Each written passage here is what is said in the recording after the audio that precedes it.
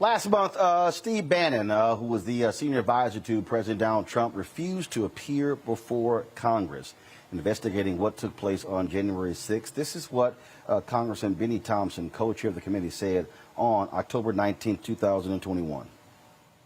Mr. Bannon stands alone in his complete defiance of our subpoena. That's not acceptable. No one in this country, no matter how wealthy or how powerful, is above the law.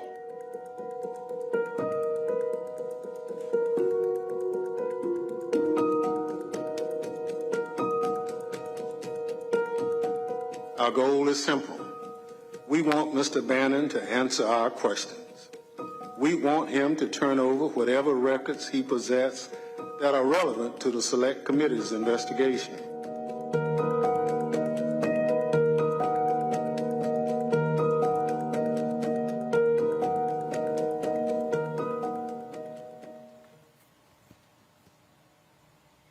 Well, guess what? Today, a federal grand jury indicted Steve Bannon on contempt of Congress. He is going to turn himself in on Monday.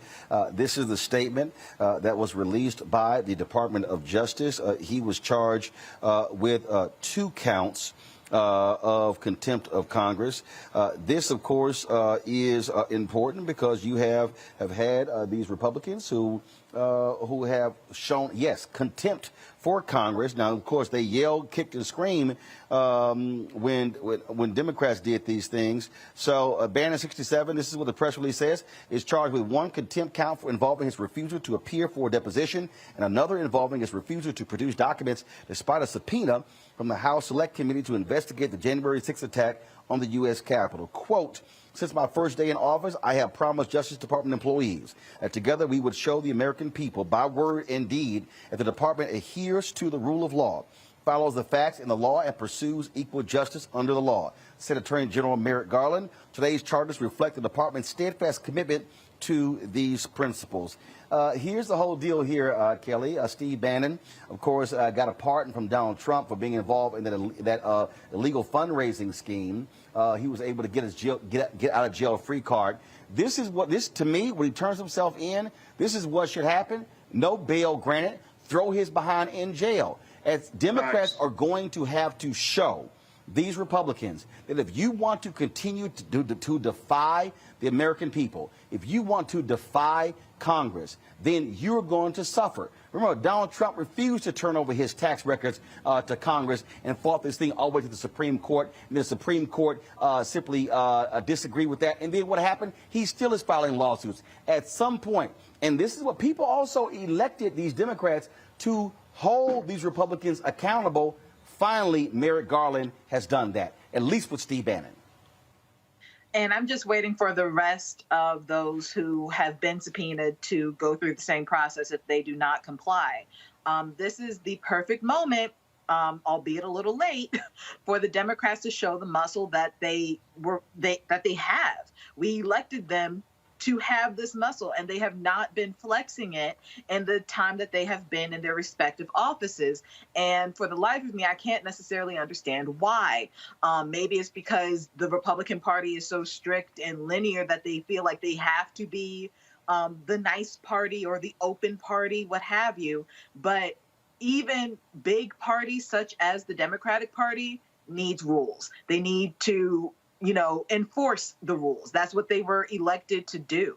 And right now, my pessimism is coming out a little bit, feeling like it's a little too late, but, no time like the present, right? So, just go as hard as you can and make sure that everybody who was responsible for the atrocity that is January 6th is held accountable to the fullest extent of the law, which Congress has the power to do.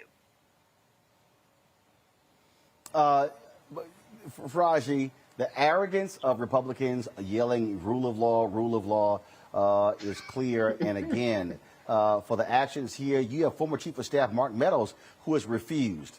Congress here today, hey, Meadows, you might want to see what we just did to Steve Bannon. You don't want to play that game. And here's the deal. For every single one that refuses, throw their ass in jail. I mean, it's very simple. And I think that it's even more telling, Brother Roland, what role President Trump had to do have to play in this whole situation of dealing with these subpoenas. I mean, the New York Times came out with a piece saying Trump tells former aides to defy subpoenas from the January 6th panel. I mean, if this is not evidence enough that this man, and I'm speaking of Trump here, that he is doing everything he can to not be connected or to be found guilty in what happened on January the 6th, I don't know what is. But he's telling his people, don't listen to the federal government. Don't listen to Congress. Don't listen to the House of Representatives. Hell, don't listen to the United States Justice Department. Just defy the subpoenas. And so all of this is, and I don't know, and I think this is really the bigger part of this whole conversation, is that here we are in 2021. We've been talking about President Trump running for president again. We've been talking about the fact that you're going to have Republicans possibly back in power in 2022. But you're finding out, not just with the Steve Bannon subpoena, but then over the past couple of days, there were other Trump senior high-level Trump advisors, Kelly Conway and other folks that have been found guilty of doing illegal campaigning while in office. I mean, what else does this group of criminals have to do to show people, like, you know what? We are criminals. We went to the White House. We did what we thought would do in our best interest. And then at the end of the day, no one is going to punish us about it. There aren't going to be any real consequences for our actions. What else has to be done at this point? I don't know. But I'm glad Steve Bannon is getting indicted and getting charged. Easy. But he needs some more time than the little 30 days or whatever. The reason you have to, what you do, Michael, is, again, you indict them, you convict them, and you put them in jail. Absolutely. Absolutely. I hope Stephen Miller gets arrested. Stephen Miller was just on Fox News talking to Laura Ingraham, said he's going to ignore the subpoena. Now, keep in mind, I thought the Republican Party is supposed to be the party of law and order. This is supposed to be the party of law and order, but now all of a sudden, but you know, they did back the blue. They backed the blue until the coup. This is what they did. Okay, keep in mind, they backed the blue until the coup. So, I personally, Roland, I hope all of them defy the subpoena and all of them get indicted, all of them get arrested. Okay, I really hope so, to send a clear message that this is not going to be tolerated. These are people who helped engineer an insurrection.